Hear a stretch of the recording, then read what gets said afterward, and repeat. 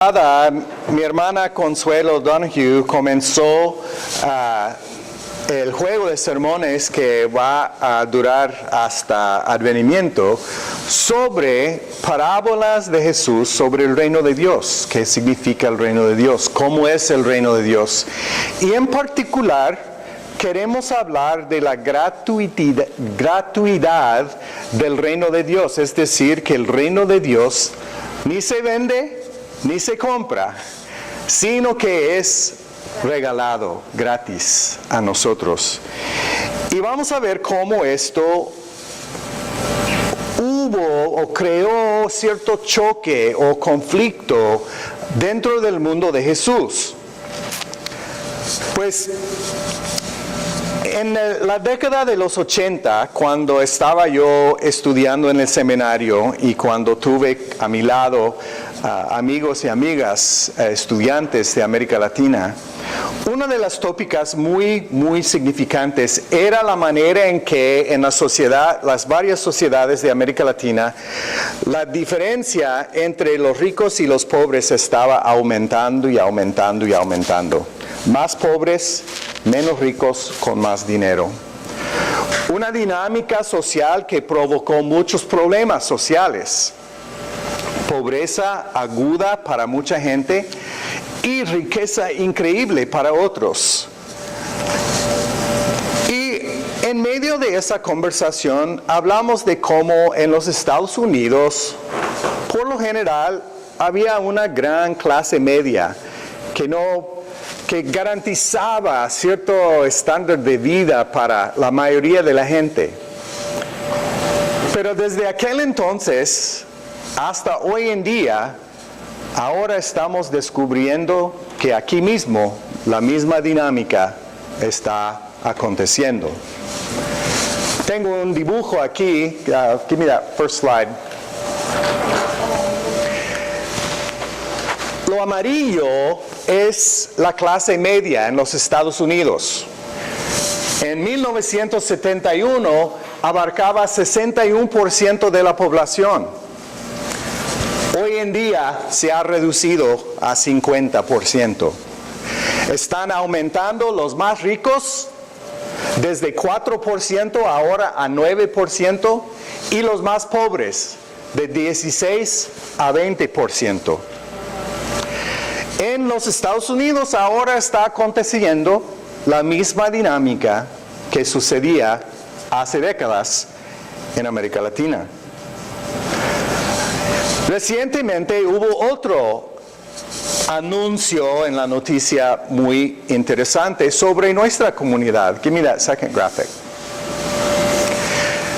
Está citando aquí uno de los artículos en el periódico de San Antonio sobre la gran desigualdad que existe en la segregación de los ricos y los pobres en San Antonio. Un estudio nacional demostró que en San Antonio existe la más marcada segregación de ricos y pobres que cualquier otra ciudad en la nación. Y hacen el contraste entre el zip code de Stone Oak, 78258, y el zip code nuestro aquí, 78207. En el gráfico que hice aquí, vemos el azul significa nuestro código aquí, en este sector de la ciudad. Más que 45% de las personas, casi 50%, no tienen una educación secundaria. Casi 50%. A cambio, casi solo 4% de la comunidad no tiene una educación secundaria en el otro sector. La diferencia educacional es increíble. El número de personas que trabajan en nuestro sector, solamente 40% de los adultos tienen trabajo en este área. 40%. A cambio, casi 70% tienen trabajo en el otro sector de la ciudad. Y lo que más me afecta, en nuestro sector hay más que 40% de familias en pobreza. A cambio, en el otro lado, solo 4%. 10 veces más pobreza en nuestro sector que allá. You can go back to the sermon slide. Pues, una pregunta que quisiera que ustedes conversen. Hay 2 zip codes, uno muy bueno, muy próspero, excelentes oportunidades educacionales, buenas oportunidades de trabajo, muy poca pobreza, y otra que tiene mucha pobreza, poca educación y poco trabajo. ¿En cuál de estos códigos postales se pondría Jesús? Pregúntalo. Habla con su vecino. ¿Dónde se colocaría Jesús en esa dinámica y por qué? ¿En dónde colocaría Jesús su vida y por qué? 2 minutos, habla con sus vecinos. Conversa. ¿Por qué creen? ¿Dónde estaría Jesús y por qué?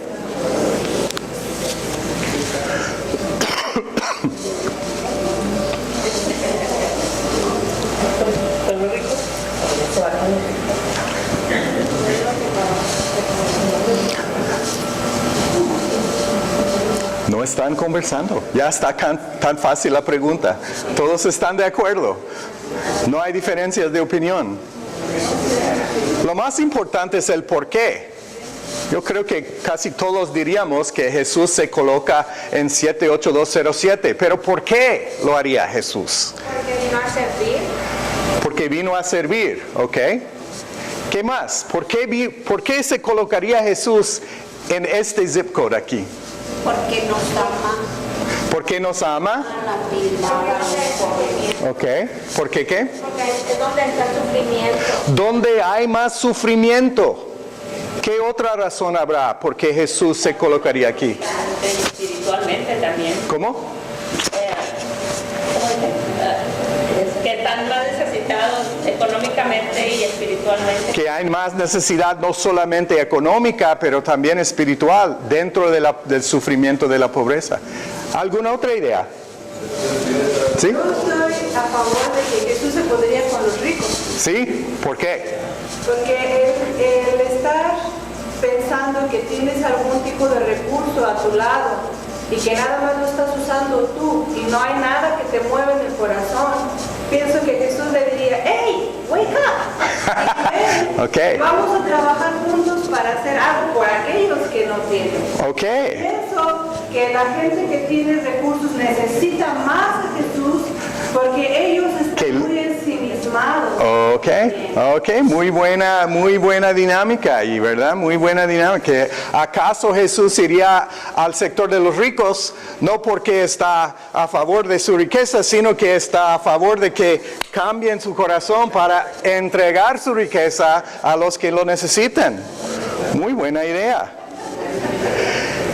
Pues, cuando pensaba yo de esa dinámica, me recordaba la visita que tuve hace un año a Israel, donde vi las condiciones de los palestinos y al lado las condiciones de los israelitas. Una pared como ni Trump imagina construir, que separa esos dos pueblos. Y al cruzar al otro lado de esa pared, uno va de riqueza a pobreza, pobreza marcada.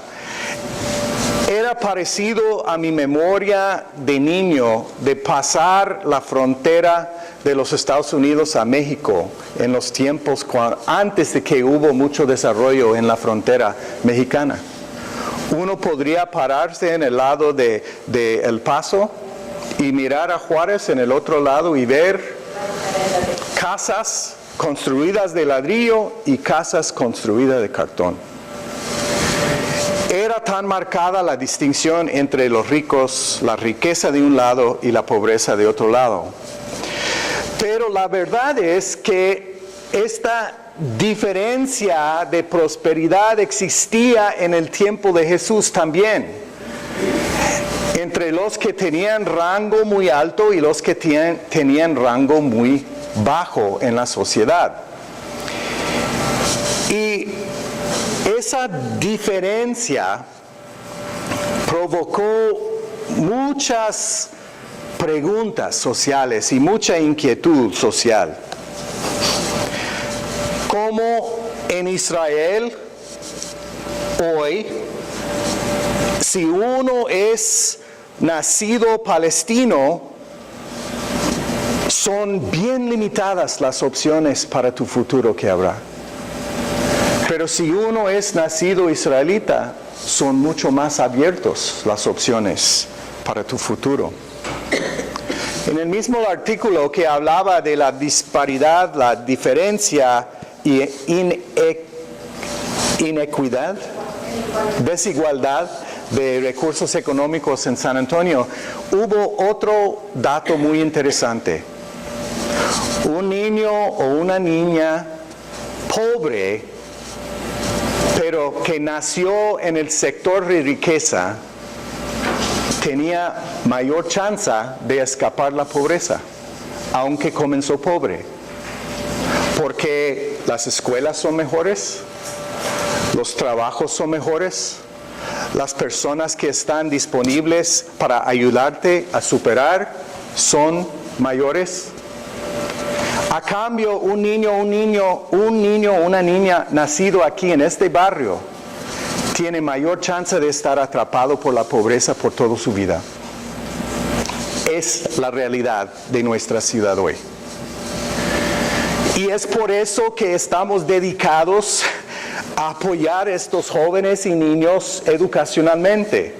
Porque sabemos que el apoyo educacional que ofrecemos a ellos va a ser posible en una forma que normalmente no sucede en este sector, que ellos escapen la pobreza. Y no solo ellos, sino las generaciones que vienen después de ellos. Pero si no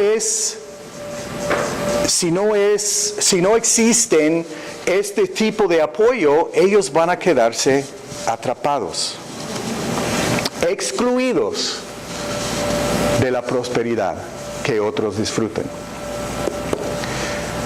Ahora, tal como existen hoy sistemas de exclusión para cuestiones económicas y sociales, también existen sistemas de exclusión religiosas. ¿Ok?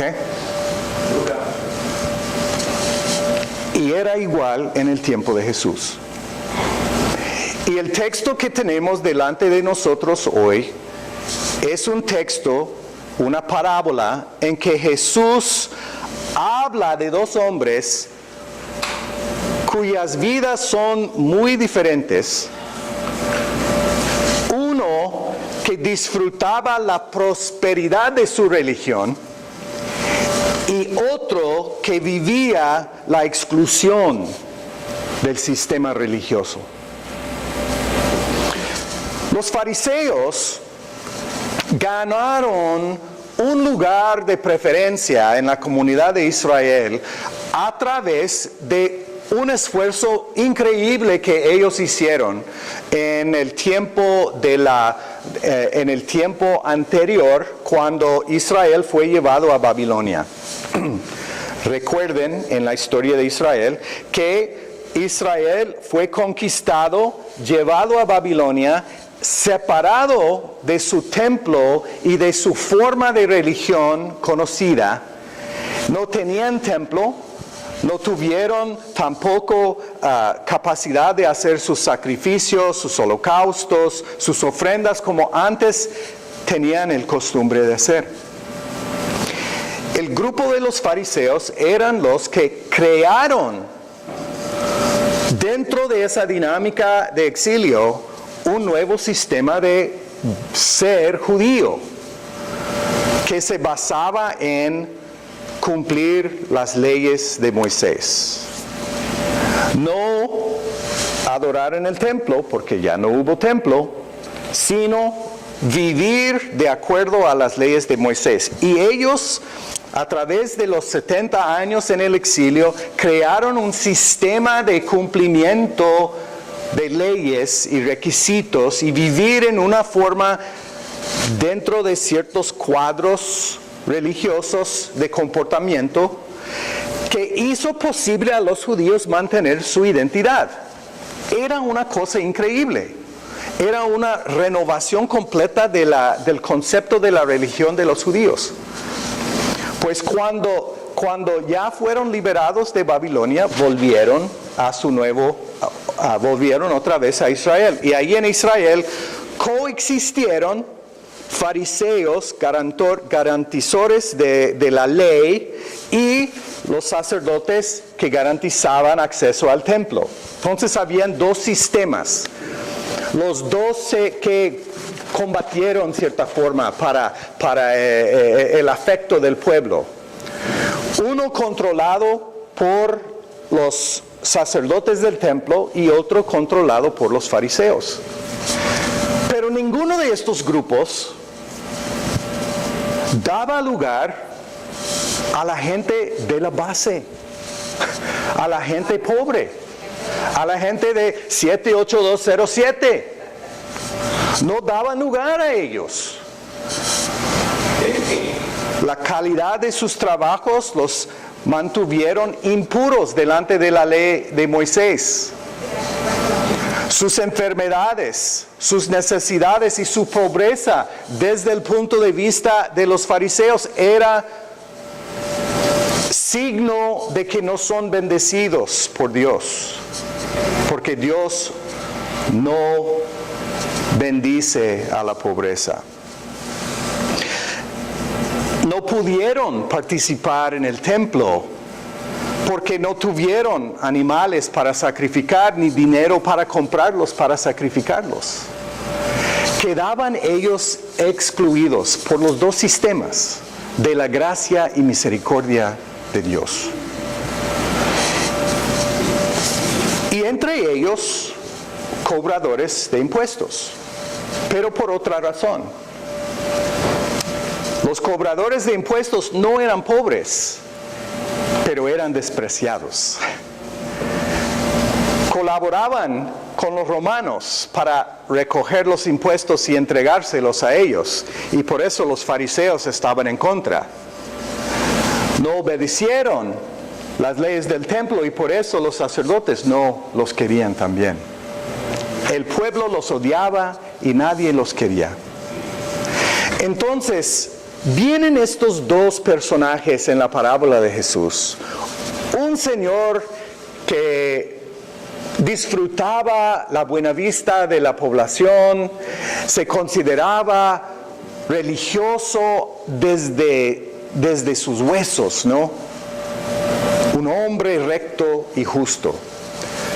Ayunaba, daba su diezmo, siempre iba al templo, mantenía con rectitud todas las leyes de Moisés, y el cobrador de impuestos que no cumplió con los requisitos de nadie. Y uno viene y delante de Dios está hablando de cuán bueno es delante de Dios. Y el otro viene con un corazón humilde, reconociendo su error y su necesidad. Y Jesús dice, el que sale justificado no es aquel que tiene rango social, que tiene respeto religioso, que ha cumplido todos los requisitos, que viene a Divino Redentor todos los domingos, que da su diezmo, que es elder en el concilio de la iglesia, que ayuda a dirigir el culto. No es aquel.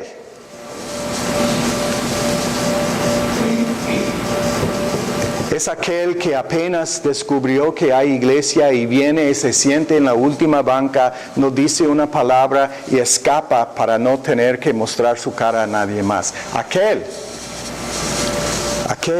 sale justificado. porque viene con un corazón humilde.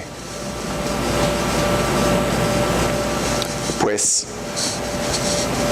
este anuncio que Jesús hizo de una gracia tan libre, tan gratuita, tan accesible, fue una mala noticia para la gente que querían controlar el acceso a Dios.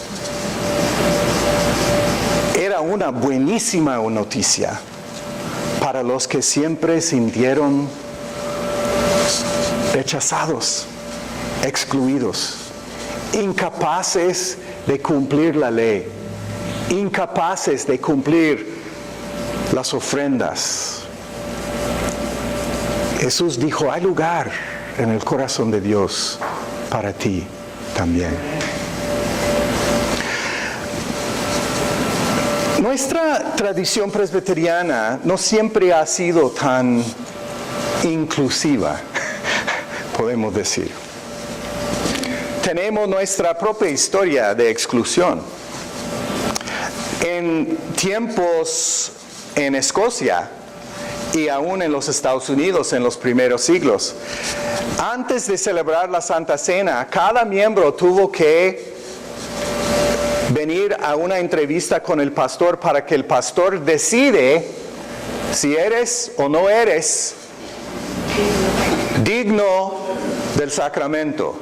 Y daba a los dignos una monedita, un fiche. Y cuando venías a tomar la comunión tenías que entregar su afiche para demostrar que ya pasaste el examen, ¿va? ¿Ya? Híjole, jamás quiero tener este papel y doy gracias a Dios que no soy pastor en aquel tiempo, sino ahora, porque yo no. ¿Quién soy yo? ¿Quién soy yo para tomar esa decisión o declarar a alguien justo o injusto? Otro ejemplo. Mi suegro es un hombre que ama la historia y ha dedicado mucho tiempo a la historia de su familia y tiene entre los varios papeles que ha recogido una carta escrita por un gran tío de mi esposa que era pastor aquí en San Antonio de Pine Street Presbyterian Church en el East Side en 1915 más o menos, cuando se fundaba nuestra iglesia, pero era otro lado. Y es una carta que él escribió como respuesta a un hombre que quería transferir su membresía a otra iglesia en Houston. Había trasladado a Houston y quería cambiar su membresía. Pues llega el pastor y la carta que escribió dice, mire, la reputación que tienes aquí no es tan buena y si no vienes aquí para restaurar tu reputación mala, yo no puedo darte una carta de transferencia para que te unes con otra iglesia ya. ¡Wow! Jamás voy yo a tomar esa postura tan arrogante. Jamás. Porque yo soy pecador también. Y yo sé que solo por la gracia de Dios puedo estar aquí parado, vivo y capaz de conversar con ustedes. Nunca van a escuchar de mi voz una palabra que excluye otros del reino de Dios, porque yo creo que el reino de Dios no es exclusiva, sino el reino de Dios, como Jesús declara con esta parábola, es gratuita. Punto. Termina la discusión. Mi esperanza es que nosotros podemos siempre ser una iglesia que proclama la gratuidad de la gracia del reino de Dios. Oremos. Señor, perdónanos por todas las maneras en que hemos obligado a gente a ser algo que no pueden ser. declararlos incapaces de poder beneficiarse de tu gracia y misericordia. Ayúdanos a ser tan generosos los unos con los otros como tú has sido con nosotros. Por Cristo te lo pedimos. Amén.